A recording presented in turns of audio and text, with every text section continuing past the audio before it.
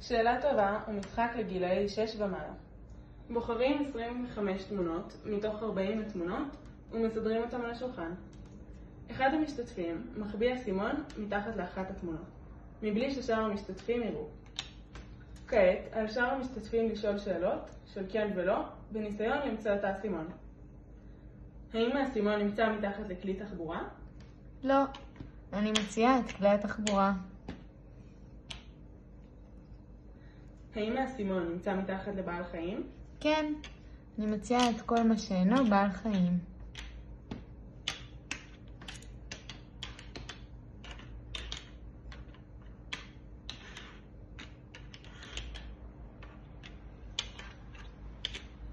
האם האסימון נמצא מתחת לדג?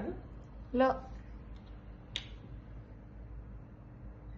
האם האסימון נמצא מתחת לפינגווין? נכון. מי שמצא את האסימון מקבל אותו. המנצח הוא מי שאוסף הכי הרבה אסימונים.